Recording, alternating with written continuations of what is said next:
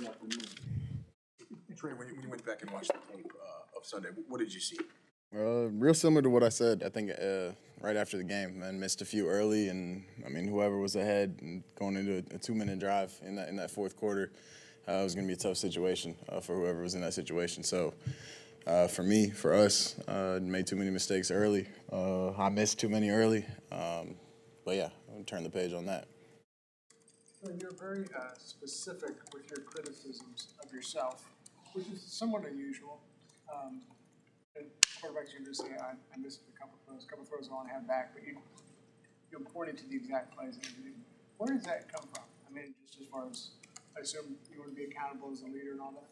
I mean, I'm the only one that touches the ball other than the center every single play. So it's my decision most of the time where the ball goes, how it gets there, things like that, pre-snap, getting us in the right play, getting us in the right call, whether it's run game, pass game, protections, whatever it may be.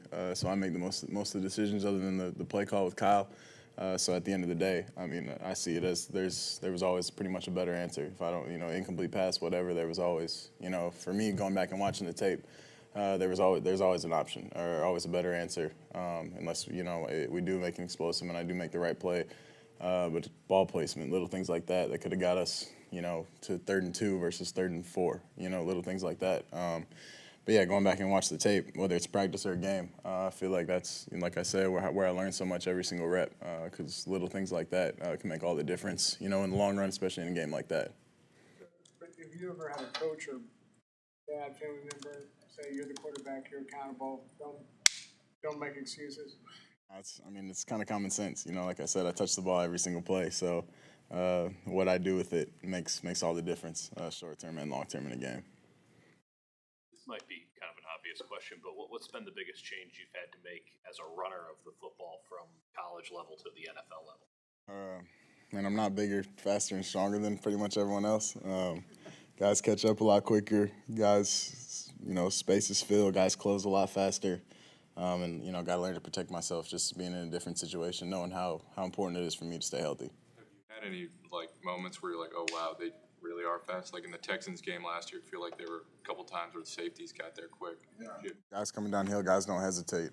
That's definitely one of the biggest things for me, especially running laterally. I got to be able to protect myself. What do you feel you're doing in that area in terms of protecting yourself?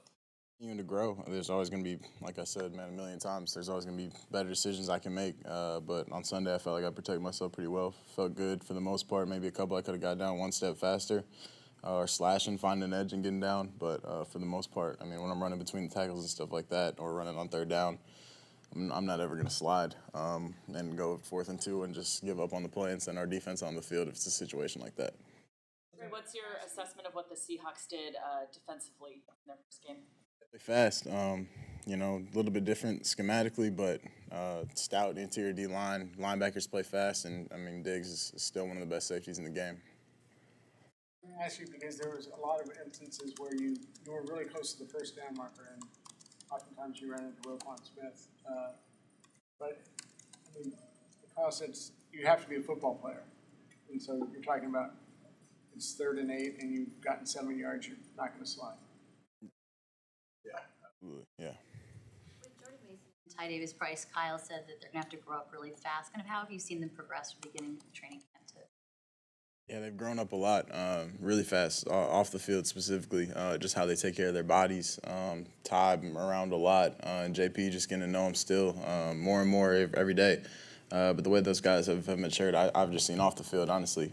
They've always came to work in meetings and everything, locked in, taking notes, whatever it may be, asking questions. But off the field, those guys have learned definitely to be pros, and from Elijah and Jeff and Juice and all the guys they've had, in and out of the room since OTAs, they've learned a lot from those guys. Trey, how much does it help you when George Kittle's on the field in your huddle and the vibe he brings both on the field and on the sidelines? Yeah, totally. High energy guy. He's still around, obviously, in the building and stuff, but hopefully getting him back this week. Everyone can see what he does with the ball in his hands. People don't always see what he does in the run game and just from an energy standpoint for sure. So it'll be great to get him back if we can get him back this week. The last game was weird because it was in adverse conditions, but Ayuk only 3 touches. How big of an emphasis is it for you to just get him more involved? I mean, it's kind of what the defense dictates, what the concepts dictate. He made a couple big plays, and he's had a great training camp. So, man, still all the trust in the world. It definitely wasn't anything like that. I know you guys freak out when VA only has you especially, when VA only has a certain amount of touches. But it's definitely not like we go into a game being like, okay, we're going to get the Debo the ball 8 times plus or whatever it may be. You know, Debo's obviously going to get more touches because he's in the run game. But, yeah, VA for sure. I mean, he's a huge weapon for us, and he's done a great job. And that'll start to show up more and more. Promise. Did you know that pass to Ray McLeod was going to be such a tight fit? And did you learn anything from that play? Yeah, I thought going back and watching the tape, I could have thrown it on 1 hitch instead of 2, which would have made it look a lot easier. But yeah, man, he made a great catch. It's the same throw I threw to BA, another high cross on the first drive. But Ray has done a great job, man, from just being able to trust those guys, how consistent they've been in their routes, getting to their spots, their landmarks, setting their angles, everything like that makes it easier for me. On that pass then? It was actually more of a layered ball, and the ball was a little heavy at that point, but it wasn't too bad, man. Like I said, it was one of those throws that we made that I needed to make more of in the first half. If you attempt some of the screens to Debo, and we say, "Oh, that's an easy throw. That's a layup." Is it easy like that? I mean, are there nuances there that the layman isn't seeing, and why isn't that automatic all the time for you?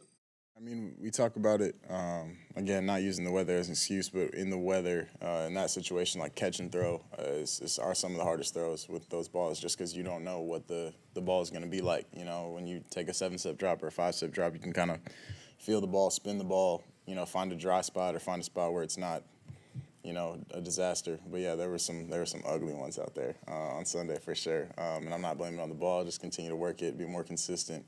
But hopefully we're not playing in too many games in those conditions like they were in the fourth quarter. Was it inconsistent? Like you would get a different ball in terms of wetness each time you took a snap?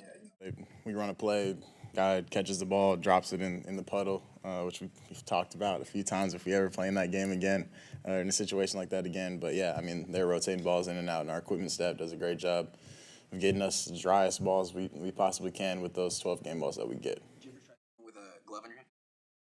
Last year I did a few times, yeah, but I didn't this week. Didn't rep it at all. Didn't think it would get to that point. But I don't know if honestly if a glove would have saved me at all. You may have a rain game this Sunday. So does that mean you practice getting water balls squirted on her? We'll see. Yeah, later on in the week for sure we'll throw wet balls later in the week, but not something that we're a whole lot worried about. I thought the first half we had every opportunity in the world, but if we get in that, like I said, that fourth quarter situation is a little different.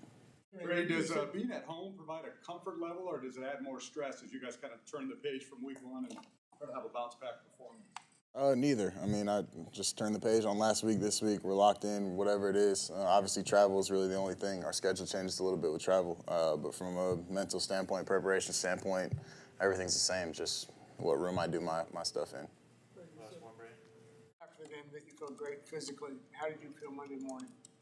Monday morning? Oh yeah, I felt fine. My neck honestly was a little sore. That was the first thing because you know I don't get hit at all throughout the year. So guys kind of get to build up, get their necks ready for the season. But my neck was the biggest thing. But other than that, yeah, I feel good. All right, appreciate it, guys.